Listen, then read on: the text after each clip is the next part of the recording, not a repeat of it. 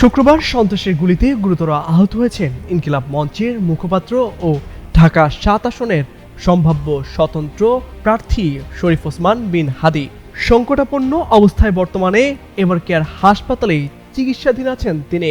শীর্ষস্থানীয় কয়েকজন জুলাই যোদ্ধার ওপর হত্যার উদ্দেশ্যে হামলা হতে পারে এমন স্পর্শকাতর গুরুত্বপূর্ণ তথ্য সরকারকে আগেই জানানো হয়েছিল।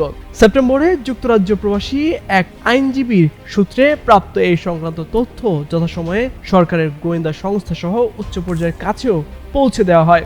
এমনকি খোদ ওসমান হাদি সহ ৩ জুলাই যোদ্ধা নিজেরাই হুমকির বিষয়টি সরকারের দায়িত্বশীলদের নজরে আনেন, কিন্তু কোনো ব্যবস্থা নেওয়া হয়নি এমন অভিযোগ সংশ্লিষ্টদের।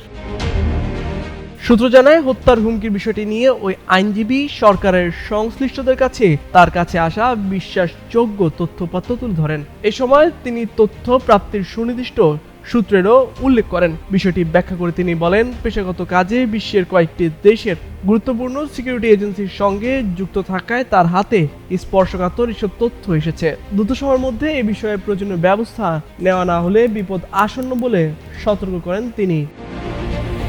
টার্গেট কিলিংয়ে ওই তালিকায় হাদি ছাড়াও জাতীয় নাগরিক পার্টির দক্ষিণাঞ্চলের মুখ্য সংগঠক হাসনাত আবদুল্লাহ ও আমার বাংলাদেশ পার্টির সাধারণ সম্পাদক ব্যারিস্টার আসাদুজ্জামান ফুয়াদ সহ আরও কয়েকজন জুলাই সংগঠকের উপর হামলার সুনির্দিষ্ট তথ্য পাওয়া যায়।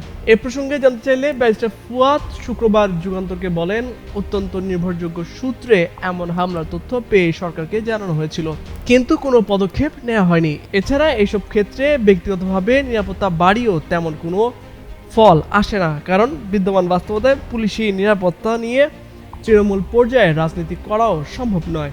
এসব উন্নত দেশগুলোতে চলে। হামলার বিষয়ে সুনির্দিষ্ট আগাম তথ্য জানানো যুক্তরাজ্য প্রবাসী ওই আইনজীবী বর্তমানে ঢাকায় অবস্থান করছেন। শুক্রবার হাদির ওপর হামলার ঘটনার পর প্রতিবেদকের সঙ্গে তার কথা হয়। এ প্রসঙ্গে তিনি যুগান্তরকে বলেন, দেশে এসেই হাসনাত আবদুল্লাহ সহ ব্যারিস্টার ফুয়াদ এবং ওসমান হাদির সঙ্গে সরাসরি কথা বলেন তিনি। করণীয় নির্ধারণে তাদের সঙ্গে একাধিক বৈঠক করেছেন। গুরুত্ব বিবেচনায় বিষয়টি বিভিন্ন গোয়েন্দা সংস্থাকেও জানানো হয়েছিল, কিন্তু শেষ পর্যন্ত হাদির উপর হামলা কোনোভাবেই ঠেকানো গেল না। অন্যদের ক্ষেত্রেও জীবনের ঝুঁকি রয়েই গেছে। এদিকে এ বিষয়ে সরকারের বক্তব্য জানতে স্বরাষ্ট্র উপদেষ্টা অবসরপ্রাপ্ত লেফটেন্যান্ট জেনারেল জাহাঙ্গীর আলম চৌধুরীর সঙ্গে মুঠোফোনে যোগাযোগের চেষ্টা করা হয়, কিন্তু তাকে ফোনে পাওয়া যায়নি। রাত 12টায় আইজিপি বাহরুল আলম ফিরতি বার্তায় জানান, এরকম কোনো কিছু তারা পাননি। তামজিদ মির্জা, যুগান্তর নিউজ।